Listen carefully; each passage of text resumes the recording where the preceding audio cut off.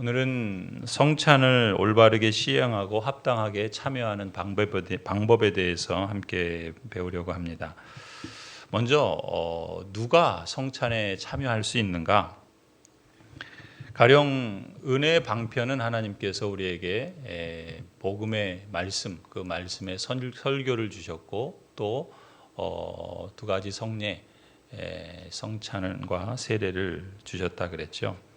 근데 이 은혜의 방편인 말씀 설교는 예배당에 들어오신 분이라면 누구나 들을 수 있어요. 하지만 성찬식에는 누구나 참여할 수 있는 것은 아닙니다. 성찬식 때는 당신은 참여할 수 없습니다라고 말할 수 있어요. 성찬도 말씀처럼 주님께서 제정하신 은혜의 방편임에 분명한데, 그렇다면 왜 성찬식에는 제한을 두는 것인가? 어떤 사람은 성찬에 참여하지 말라고 말할 수 있는 것인가? 그 이유를 오늘 고린도전서 11장 27절 말씀에서 찾을 수 있습니다. 27절을 보면 그러므로 누구든지 합당하지 않게 주님의 빵을 먹거나 주님의 잔을 마시는 사람은 주님의 몸과 피를 범하는 죄를 짓는 것입니다 라고 말하죠. 여기 보면은 합당하지 않게 빵을 먹거나 주님의 잔을 마시는 사람은 죄를 짓는 것이다 이렇게 말합니다. 은혜 방편으로 주신 것인데 오히려 그것이 죄를 짓는 그러한 행위로 전락할 수 있다는 것이죠. 어떤 사람에게 그러냐? 합당하지 않게 빵을 먹고 잔을 마시는 사람. 합당하지 않게라고 하는 말은 두 가지를 표현하는데, 하나는 그리스도를 믿는 참된 믿음이 없는 사람을 말합니다. 우리가 은혜의 방편을 계속해서 보면서 세례와 성찬에 참여할 때 가장 중요한 조건은 믿음으로 참여하는 것이라고 그랬죠. 그런데 주님에 대한 참된 믿음이 없는데 그냥 어찌어찌 하다 보니까 예배당에 앉아 있고 또 어찌어찌 하다 보니까 그냥 빵을 받아 먹고 잔을 마신다고 하나님의 은혜가 그에게 임하는 것이 아니라 오히려 그는 죄를 먹고 심판을 먹는 것이다 이렇게 말씀하고 있습니다. 그런 점에서 합당하지 않게라는 말은 그리스도를 믿는 참된 믿음이 없는 사람을 말하고요. 그러면 세례를 받고 또 신자가 됐다면 누구나 다 합당하게 참여하는 것인가? 그렇지 않습니다. 성찬에 대한 적절한 이해나 지식 없이 성찬에 참여하는 사람 역시 합당하지 않게 참여하는 것이라 말합니다. 그러니까 성찬은 분명히 자신이 죄인이라는 사실을 인정하는 사람이 참여할 수 있어요. 그리고 예수 그리스도를 자신의 구주로 믿어서 세례를 받은 사람, 다시 말해 교회의 지체가 된 신자들에게만 허락된 것이 성찬이라고 할 수 있습니다. 말하자면 앞서 말씀드린 것처럼 말씀 설교는 예배당에 들어온 사람은 누구나 참여할 수 있지만 성찬식에는 오직 세례를 받은 사람만 참여할 수 있다. 이것이 최소한의 기본 조건이다라는 것입니다. 세례를 성찬 참여의 조건으로 제한하는 것은, 세례를 받는다는 건 무엇입니까? 세례를 받는다는 것은 앞서 합당하지 않게라고 말하는 것처럼 세례를 받을 때 세례를 받는 사람은 자신이 죄인인 것을 인정하는 사람이 세례를 받지요. 그리고 예수 그리스도만이 나의 죄를 해결해 줄 수 있는 유일한 구주라는 사실을 믿고 받아들인 사람이 세례를 받습니다. 그렇기 때문에 세례를 성찬 참여의 조건으로 제한하는 것입니다. 이 점을 하이델베르그 교리문답에서 명확히 규정하고 있는데, 하이델베르그 교리문답 81문에 이렇게 질문합니다. 누가 주님의 상에, 주님의 성찬상에 참여할 수 있습니까? 우리 같이 한번 읽어볼까요? 자기의 죄 때문에 자신에 대해 참으로 슬퍼하는 사람, 그러나 그리스도의 고난과 죽음에 의해 자기의 죄가 사하여지고 남아있는 연약성도 가려졌음을 믿는 사람, 또한 자신의 믿음이 더욱 강하여지고 돌이킨 삶을 살기를 간절히 소원하는 사람이 참여할 것입니다. 그러나 외식하거나 회개하지 않은 사람이 참여하는 것은 자기가 받을 심판을 먹고 마시는 것입니다. 자신의 죄에 대해서 참으로 슬퍼한다는 건 뭐예요? 자신이 죄인인 것을 인정하고 고백하는 사람이죠. 그리고 그리스도의 고난과 죽음에 의해서 대속의 은혜를 베풀어 주셨고 그 그리스도를 나의 주님이다, 나의 주인이다. 자신의 죄가 사하여지고 또 남아있는 연약성도 그리스도로 인해서 가려졌다라는 것을 받아들이는 사람. 그래서 자신의 믿음이 그리스도 안에서 더 강하여지고 그리고 돌이킨 삶을 소원하며 그것을 간절히 추구하는 사람. 이러한 사람이 성찬의 주님의 상에 참여할 수 있다. 이와는 달리 외식하거나 회개하지 않은 사람이 참여하는 것은 심판을 먹고 마시는 것이다. 이렇게 말을 하죠. 그렇다면 세례를 받은 사람이 최소한의 조건이라고 그랬는데 그렇다면 세례를 받은 사람은 무조건 성찬식에 참여할 수 있는 것인가? 성찬에 참여하기 전에 준비해야 할 마음가짐이나 태도는 없는가라는 것을 물을 수 있죠. 오늘 우리가 읽은 제네바 교리문답 357문에 보면 성찬을 올바르고 합법적으로 시행하는 방법은 무엇입니까? 라고 묻습니다. 바울이 말한 것처럼 성찬에 참여하기 전에 먼저 자기 스스로를 잘 살펴보아야 합니다. 라고 대답하죠. 성찬에 참여하기 전에 먼저 자기 자신을 잘 살펴보아야 한다. 사도 바울이 이것을 말씀했는데 이 말씀이 바로 오늘 우리가 읽은 본문 말씀입니다. 고린도전서 11장 27절을 앞서 보았는데 32절까지 보시면 그러므로 누구든지 합당하지 않게 주님의 빵을 먹거나 주님의 잔을 마시는 사람은 주님의 몸과 피를 범하는 죄를 짓는 것입니다. 그러나 각 사람은 자기를 살펴야 합니다. 그런 다음에 그 빵을 먹고 그 잔을 마셔야 합니다. 몸을 분별함이 없이 먹고 마시는 사람은 자기에게 내릴 심판을 먹고 마시는 겁니다. 이 때문에 여러분 가운데는 몸이 약한 사람과 병든 사람이 많고 죽은 사람도 적지 않습니다. 우리가 스스로 살피면 심판을 받지 않을 것입니다. 그런데 주님께서 우리를 심판하시고 징계하시는 것은 우리가 세상과 함께 정죄를 받지 않게 하시려는 것입니다. 사도 바울 당시에 고린도 교회와 초기 교회에 있어서 성찬의 그 의미와 그것이 주는 은혜 그리고 거기에 약속된 하나님의 언약과 또 그것을 소망하는 그리스도인의 그 신앙에 대해서 자신을 살피지 않고 그 잔을 그 빵을 먹고 마시는 사람은 오히려 자기에게 내릴 심판을 먹고 마시는 것이다. 그래서 그 당시에 그것 때문에 병든 사람도 있고 심지어 그것 때문에 죽은 사람도 있다. 이렇게 말을 하지요. 그런데 31절에 이렇게 덧붙입니다. 그런데 우리가 스스로 살피고 이 성찬에 참여한다면 하나님께서 우리에게 심판을 주시지 않는다.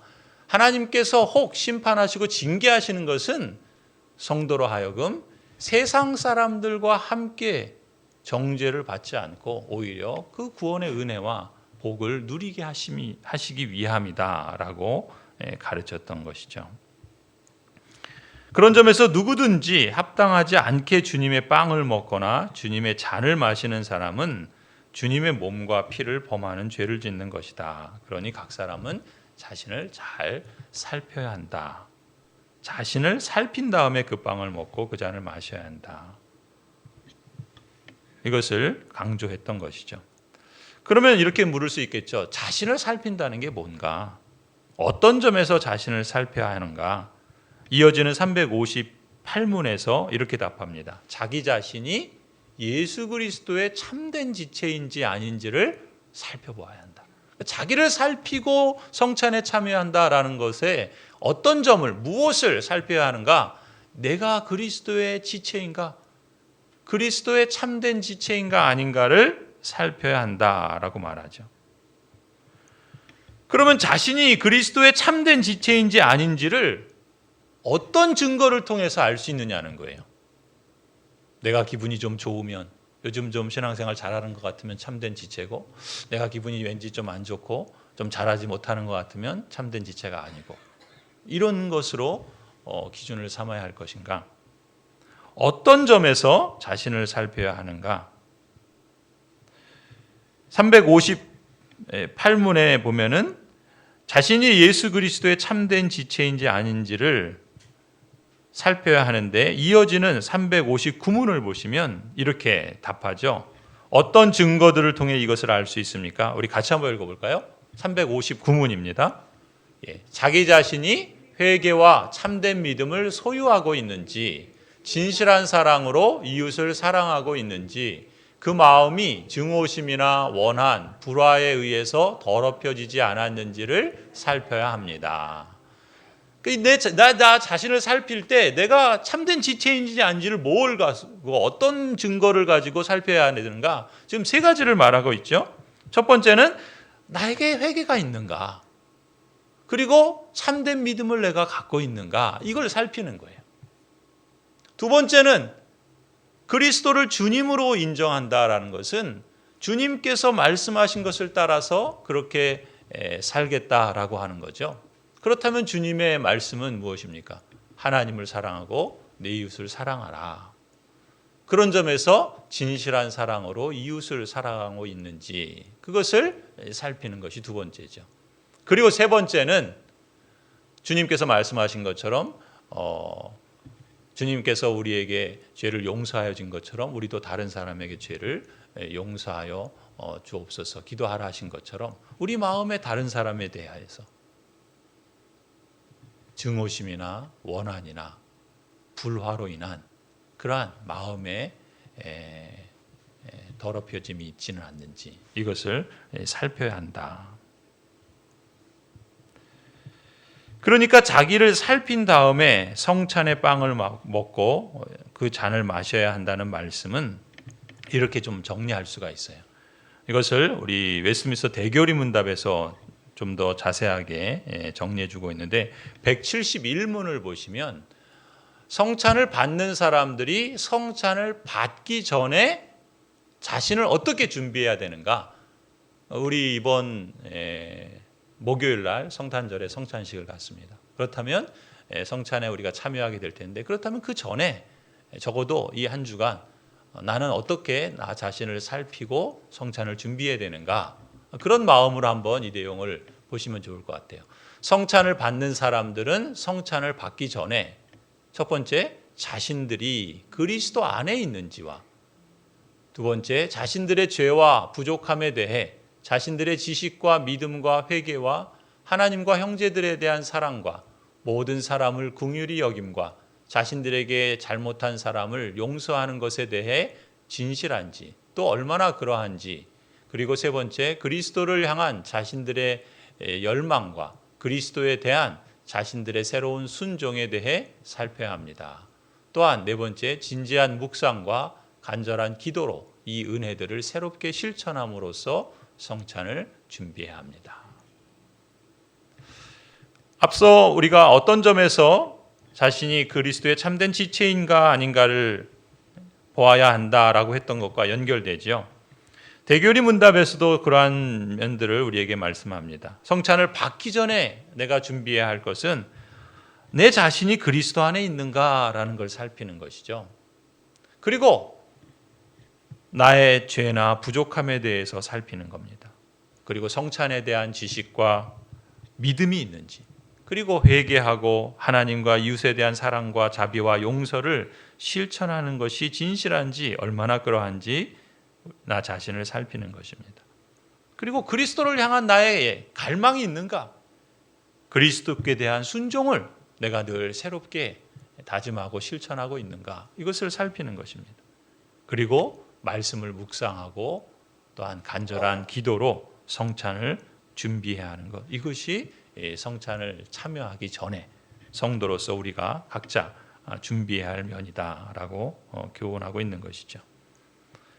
이처럼 성찬을 준비하며 자신을 살피는 것은 성찬식에 우리가 참여할 때 빵을 받고 잔을 받죠. 그 빵을 받고 잔을 받기 바로 직전에 기도하면서 할 수도 있지만, 그보다는 적어도 한 주 전에 미리 자신을 준비하는 것이 참으로 유익하다. 그래서 역사적으로 보면 교회 전통에 있어서 성찬식을 갖기 전에 교회는 적어도 한 주 전에 성찬식을 언제 갖는다라는 것을 미리 공지합니다. 그래서 성도들이 성찬에 참여하기 전에 자신을 잘 살피고 준비해서 주님께서 제정하신 이 성찬, 종교개혁자들이나 우리 믿음의 선배들은 성찬을 천국 잔치에 참여하는 것이다 이렇게까지 표현했는데, 주님께서 제정하신 이 천국 잔치에 나와서 성찬을 통해서 베푸시는 그 하나님의 충만한 은혜, 거기서 베푸시는 하나님의 복을 누리게 하기 위함으로 이러한 준비를 했던 것이죠. 그런데 여러분, 여기서 우리가 이 자신을 살핀다, 그리고 성찬을 미리 준비해야 한다, 이 말씀에 순종할 때 이 주님께서 의도하신 뜻이 무엇인지를 잘 헤아리는 게 참 중요합니다. 무슨 말씀인가 하면, 지금 우리가 고린도전서 11장 말씀에서도 그렇고 이 성찬에 참여하기 전에 우리 자신을 준비해야 한다라고 하는 그 권면과 명령, 그리고 그 구체적인 그 내용들을 볼 때, 그러면 내가 두려워서 이거 어디 성찬에 참여하겠나, 혹시라도 내가 주님의 몸과 피를 범하는 죄를 짓고 그것 때문에 병에 걸리고 혹시라도 그것 때문에 죽는 일이 발생한다면 이건 너무나도 끔찍한 일이 아닌가, 그러니 내가 어떻게 성찬에 참여할 수 있겠는가, 이런 두려움을 갖도록 하기 위해서 이 말씀을 하신 것이 아니라는 거예요. 오늘 본문에서도 그렇게 말씀하죠. 하나님께서 이렇게 성도들에게 잘 살피고 준비하라고 하신 것은 성찬에 참여할 수 없는, 그 성찬의 은혜를 모르는 세상 사람과 같이 멸망에 이르도록 하기 위함이 아니라 하나님께서 베푸신 그 은혜에 성도라면 한 사람도 낙오됨이 없이 그 은혜를 받아 누리도록 하기 위해서다라는 것입니다. 이게 초점인 거예요. 그래서 주님의 말씀과 종교개혁자들의 권고는, 여러분이 혹시라도 내가 성찬에 참여하는 것을 두려워하거나 주저하게 만든다면 이 말씀을 오히려 역으로 거꾸로 받는 셈인 거예요.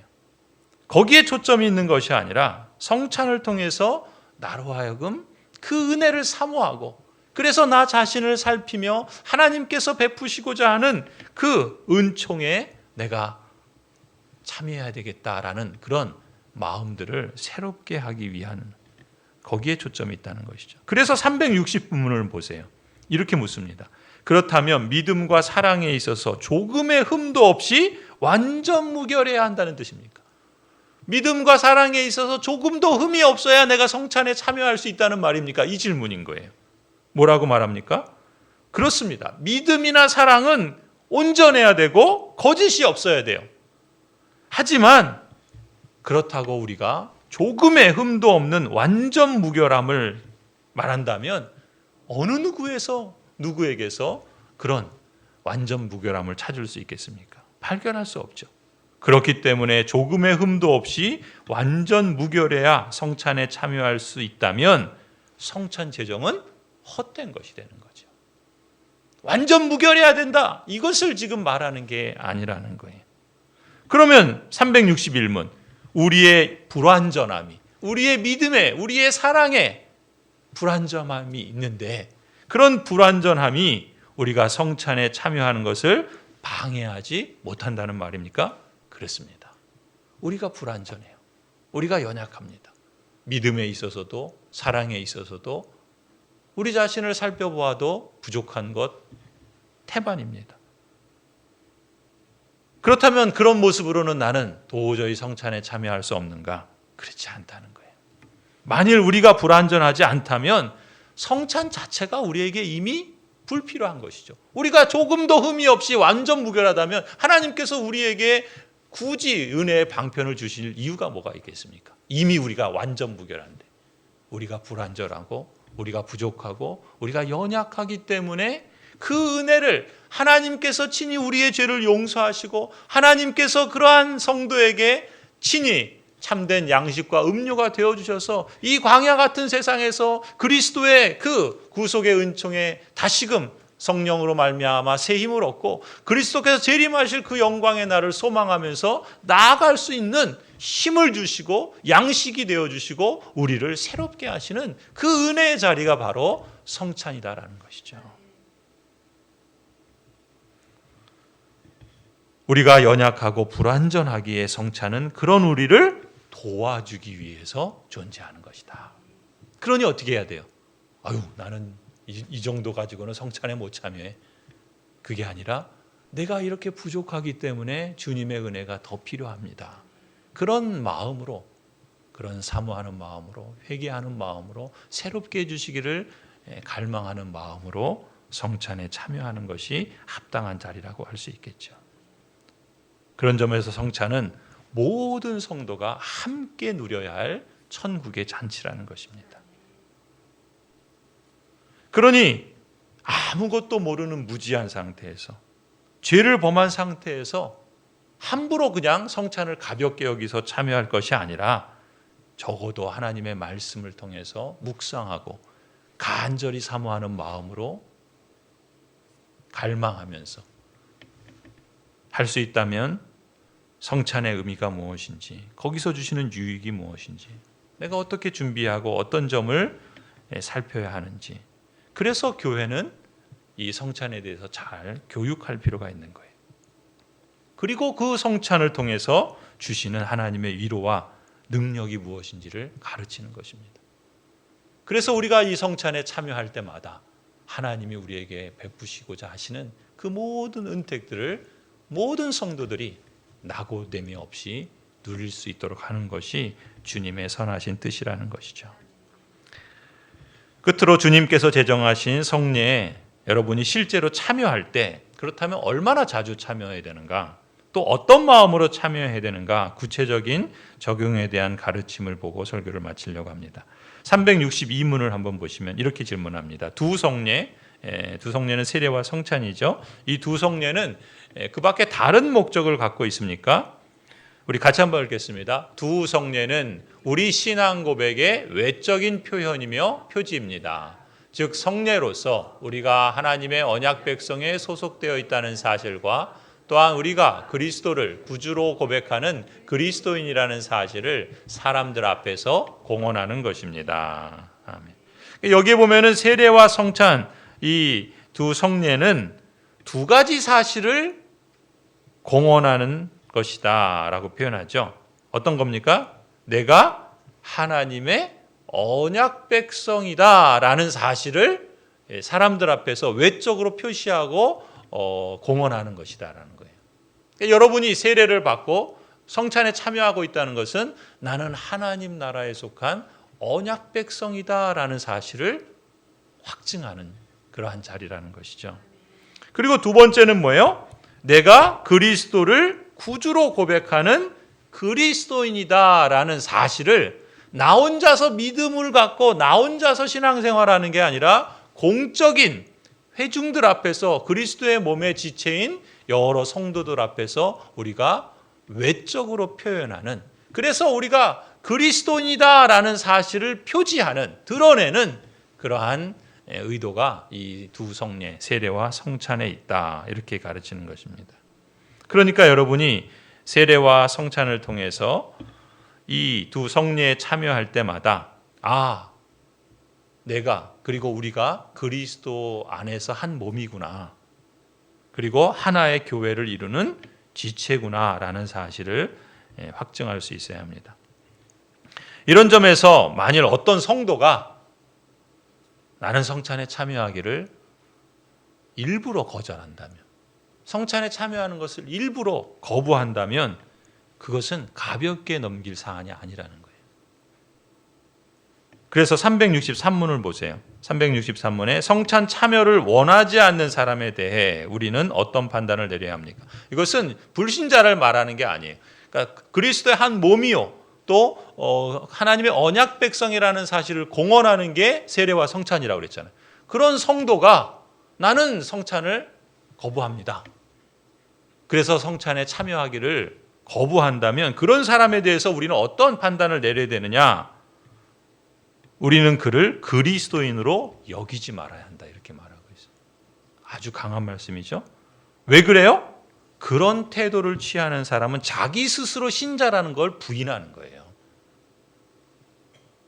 또 암묵적으로 예수 그리스도를 주님으로 받아들이지 않고 부인하는 것이기 때문에 그렇습니다. 그러니 세례를 받고 성찬에 참여한다 하더라도 그것이 내가 그리스도 안에서 하나님의 언약 백성이요 한 지체인데 그 사실을 외적으로 공언하고 그 표지가 바로 세례와 성찬인데 내가 그걸 거부한다면 그것은 바로 자기 스스로 신자임을 부인하는 것과 같고 암묵적으로 그리스도를 부인한 것과 같기 때문에 그를 그리스도인으로 여기지 말아야 한다. 또 성찬에 참여하는 횟수와 관련해서 364문을 보시면은 두 성례는 한 번 받으면 그것으로 충분합니까? 세례는 그래요. 세례는 한 번만 받도록 명령하셨습니다. 그래서 반복해서 받지 말아야 해요. 심지어 로마 카톨릭 신앙을 갖고 있는 분이 거기서 세례를 받았는데 개종을 해서 개신교로 기독교 신앙을 갖게 되었을 때 그러면 다시 세례를 받아야 되느냐? 그렇지 않습니다. 그러니까 세례는 한 번만 받으면 돼요. 왜냐하면 그 세례의 권위는 세례를 주는 사람에게 있는 것이 아니라 성부, 성자, 성령의 이름 안에 있기 때문에 그렇습니다.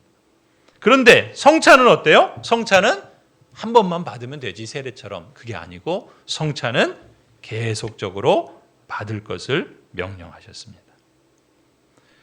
그 이유는 무엇인가? 365문을 보세요. 우리 같이 한번 읽겠습니다. 세례를 통해 하나님께서는 우리를 당신의 교회 안으로 인도하여 영접해 주십니다.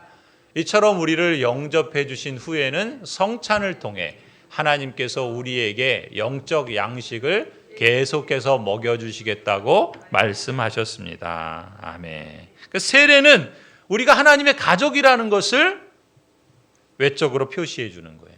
내가 하나님의 언약 백성이요 그리스도의 한 몸의 지체다라는 것을 하나님께서 이 세례를 통해서 우리를 받아주시고 영접해 주신 것이죠. 말하자면 하나님의 자녀로 입양이 된 거예요. 그러면 어떻게 됩니까? 그 가족으로 살아가는 거죠. 가족으로 살 때 양식이 필요하잖아요. 음료가 필요하잖아요. 근데 가족으로 살아가는데 밥을 한 번만 먹고 살 수 있습니까? 계속해서 먹어야 되죠. 그런 것처럼 성찬을 통해서는 하나님께서 우리에게 주시는 영적인 양식을 계속해서 받아 먹어야 된다. 성도 여러분, 성찬은 주님께서 베풀어 주시는 천국 잔치와 같다 그랬죠. 그런 점에서 여러 시간에 걸쳐서 또 제네바 교리문답을 통해서 우리가 성찬에 담겨 있는 의미들을 살펴보았고 또 주님께서 베푸시는 은혜 그리고 더 나아가서는 우리가 이 성찬을 통해 그리스도께서 재림하셨을 때 완성된 하나님 나라에서 맞이하게 될 그 천국 잔치를 소망하며 그 기쁨을 누리도록 인도해 주는 것이다 라고 할 수 있습니다. 하지만 사탄과 그의 무리들은 하나님의 자녀들에게 가장 큰 유익을 주는 것이라면 그게 무엇이든지 공격하게 되어 있습니다. 항상 그래요. 하나님의 자녀들이 하나님으로부터 주시는 그 은혜와 그 은택을 누림에 있어서 그것을 가장 싫어하는 존재가 사단이에요. 그러니까 어떤 방식을 써서 때로는 채찍으로 때로는 당근으로 그것을 방해하기 마련입니다. 맹렬하게. 성찬도 예외가 아니에요. 그렇기 때문에 성찬에 대해서 우리 믿음의 그 선배들이 특히 종교 교육자들이 이토록 성찬에 대해서 아주 자세하고 또 아주 풍성하게 가르치고 교훈했던 것은 중세 한 1000년의 기간 동안 하나님이 주시는 그 은혜의 수단을 왜곡하고 오히려 죄를 범하며 그로 인해서 그야말로 심판을 먹고 죽는 이런 일들이 벌어졌기 때문에 그런 것이죠. 오늘 우리도 마찬가지입니다. 사단은 어떤 방식으로든 이 성찬을 통해서 또 이 성례를 통해서 주시는 그 유익들을 성도들이 얻지 못하도록 누리지 못하도록 방해할 것입니다. 교회를 오래 다닌 사람조차 성찬의 의미가 뭔지 그것을 왜 사모해야 하는지 거기서 주시는 은택이 무엇인지 그걸 어떻게 우리가 준비하고 참여해야 되는지 그걸 알지 못하고 누리지 못한다면 이 성찬은 그야말로 교회 처음 오시는 분들이 느끼는 그 불편함과 어색함을 주는 그런 정도의 시간밖에 되지 않아요. 이거 왜 그걸 자주 해서 이렇게 시간을 오래 하냐고 그냥 가끔 하지. 이런 거나 마찬가지. 이번 목요일 성탄절에도 우리가 성찬식을 갖습니다. 오늘 배운 말씀 또 종교개혁자들의 가르침을 적용해서 자신을 잘 살피고 우리가 할 수 있는 한 최선을 다해서 준비했으면 좋겠습니다. 무엇보다 성찬에 참여하기를 갈망하는 마음을 여러분이 가지셨으면 좋겠습니다. 하나님의 영적인 임재가 채워지는 그러한 천국 잔치로서의 은혜의 자리임을 우리가 사모하면서 이 성찬을 통해서 천국이 열리고 하나님의 영광이 빛나며 은혜가 충만하게 임하기를 여러분 사모하시기 바랍니다. 그리고 누구나 자기 자신을 살펴보시기 바랍니다. 적어도 회심하지 않은 사람은 성찬에 참여해서는 안 됩니다. 반대로 회심한 사람은 성찬을 회피하려고 하지 말아야 돼요. 연약한 신자는 그렇기 때문에 그리스도 안에서 용기를 내서 사모함으로 성찬에 참여할 수 있길 바랍니다. 무엇보다 성찬을 위해서 신령하고 영적인 단장을 하시기 바랍니다. 제가 어제 결혼식에 다녀왔는데 여러분 신부는 그 결혼 예식을 위해서 할 수 있는 한 가장 아름답고 멋지게 치장해서 신랑을 향한 존경과 사랑을 나타내죠. 가장 사랑스러운 모습을 보여주지 않습니까? 교회가 그리스도의 신부인 거예요. 신랑 대신 예수 그리스도를 향하여 존경과 사랑을 나타내고 가장 아름다운 모습을 보여주기 위한 그러한 모습으로 그리스도의 신부로서 교회와 성도가 치장해야 될 가장 아름다움이 있다면 그것은 무엇이겠습니까? 그리스도의 존귀하심을 묵상하는 거예요. 그리스도께서 우리에게 행하신 그 놀라우신 능력과 지혜와 선하심과 의로우심과 진실하심과 성실하심을 묵상하고 그리스도께서 우리에게 행하신 놀라운 일들을 기억하며 감사하며 기뻐하는 것입니다. 그것이 우리가 이 성찬에 참여할 때 가져야 될 무엇보다 중요한 영적인 단장이라고 할 수 있습니다. 그래서 주님의 거룩하심을 우리도 본받으려고 힘쓰고 주님의 그 다스리심을 따라서 우리도 살기를 새롭게 결심하며 또한 그러한 결심을 삶의 자리에 실천하는 것으로 이어지는 그러한 성찬의 자리가 됐으면 좋겠습니다. 바라기는 여러분 모두가 성찬을 통해서 예비하신 주님의 천국 잔치를 기쁨과 소망 가운데 누리시기를 간절히 축원합니다.